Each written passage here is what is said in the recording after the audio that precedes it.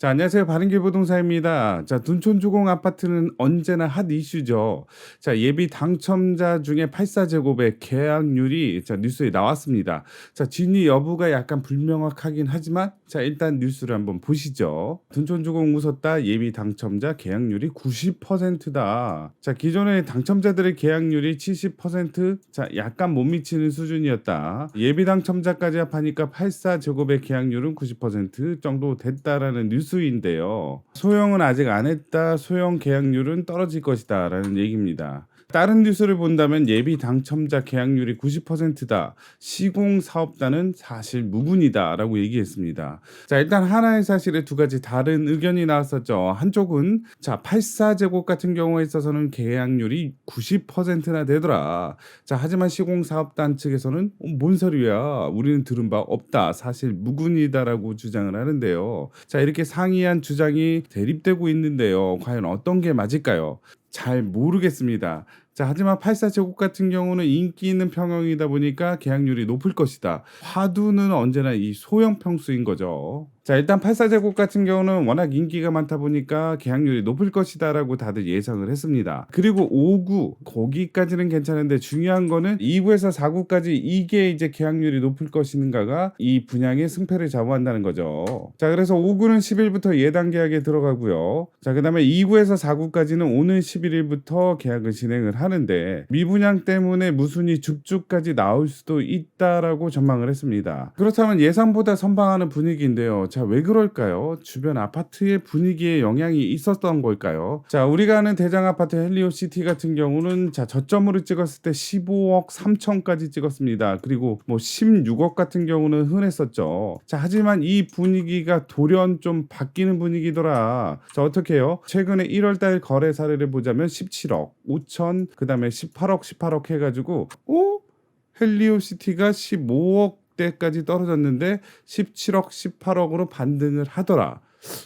반등한다면 둔촌주공 분양가는 13억 정도, 자, 거기에다가 확장 이자 비용 하더라도 14억대에 사게 된다면, 자, 물론 입지나 여러 가지 면이 다르겠지만 헬리오시티보다는 저렴하구나라는 생각을 해서 계약률이 높아지지 않았을까 생각을 합니다. 그렇다면 정말 집 가격은 떨어졌다가 지금 현재 반등하는 시기일까요?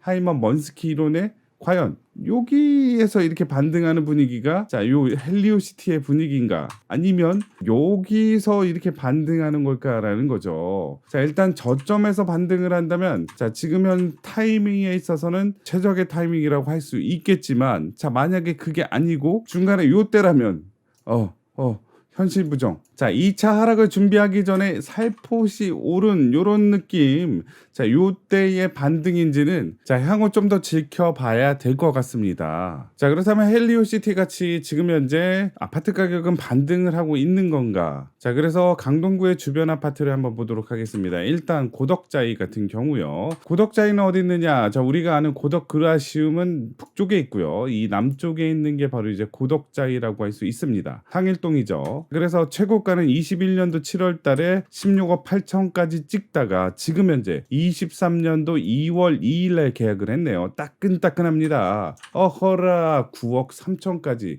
자, 드디어 10억대를 뚫고 내려왔다라고 할 수 있겠죠. 자, 기존 거래에 비해 2억 정도가 떨어졌다라고 할 수 있죠. 자, 그래서 고덕자이는 일단 10억의 벽을 뚫고 자, 내려갔다라고 할 수 있습니다. 반등은 아직까지 없어요. 자, 그리고 고덕주공 9단지. 그건 어디 있느냐? 자, 우리 요거 봤죠. 자, 그리고 자, 왼쪽으로 좀만 가다 보면은 자, 명일주공 9단지 아파트라고 해가지고 자, 요게 이제 고덕주공 9단지입니다. 거기는 어떨까요? 반등이 있었을까요? 자, 21년도 9월달에 14억 8천을 찍었습니다. 그리고 나서 최근에 1월 9일날 저번 달 거래 봤을 때 9억 5천, 자, 그리고 9억 9,500 해가지고 아하라, 여기는 자, 한 번에 3억 4억 정도까지 팍 떨어졌다. 자, 여기도 10억 구간을 뚫고 내려왔다라고 할 수 있겠죠. 있죠. 자, 그렇다면 마지막으로 고덕 그라시움 한번 보도록 하겠습니다. 어떨까요? 최고가는 20억을 언제 찍었느냐? 21년도 10월 달에 찍고 나서 자, 매매가는 18억 하다가 16억까지 떨어지고 오호라. 자, 22년도 5월 달에 직거래로 14억 8천.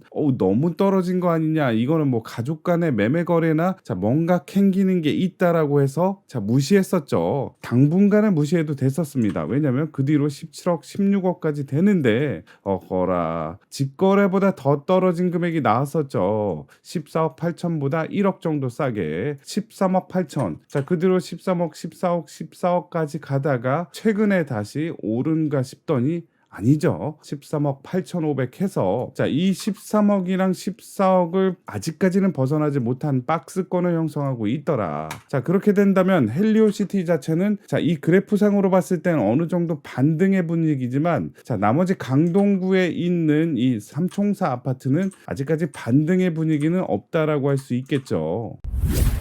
자, 2월 6일 기준으로 주간 아파트 가격 동향이 나왔습니다. 저번 주 대비해 가지고 더 떨어졌다는 거 알 수 있죠. 전세 가격 지수도 자, 저번 주 대비 떨어졌다. 자, 이렇게 떨어졌죠. 자, 그래서 이 그래프를 좀 더 크게 보자면 자, 매매 가격 변동률을 봤을 때 쭉쭉쭉 떨어지다가 약간 상승하는 분위기였습니다. 오호. 자, 이때 1.3 대책이 먹히는구나. 자, 이제 조금씩 집 가격은 변동률이 좀 줄어들면서 자, 우상향할 것이다라고 예측 아니면 기대를 했었는데 자, 결론적으로 다시 이렇게 떨어지는 걸 알 수 있습니다. 자, 전세 가격 변동률을 보더라도 자, 내려갔다가 올라가나 싶더니 다시 이렇게 떨어져서 자, 아직까지는 이제 반등하기에는 좀 더 시간이 걸리겠구나라는 느낌인 거죠. 자, 시도별 아파트 매매 가격 지수 변동률을 보더라도 일단은 이 파란색이 좀 많이 떨어진 구간이라고 할 수 있는데요. 경기도 부간, 인천, 세종, 대구, 부산 같은 경우는 아직까지 암울하다. 특히 세종은 마이너스 1.15% 해가지고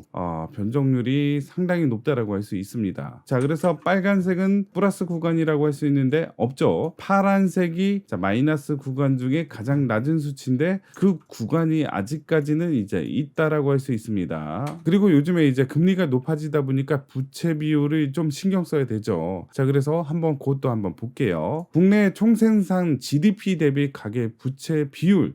자, 이거는 2018년 9월 말 기준인데요. 자, 이때까지는 그나마 좀 괜찮았습니다. 한국 같은 경우는 7위 96.9%. 자, 최근 자료를 보겠습니다. 22년도 2분기 기준으로 봤을 때 이 위에 분들을 다 제꼈어요. 한국 1등 102.2%.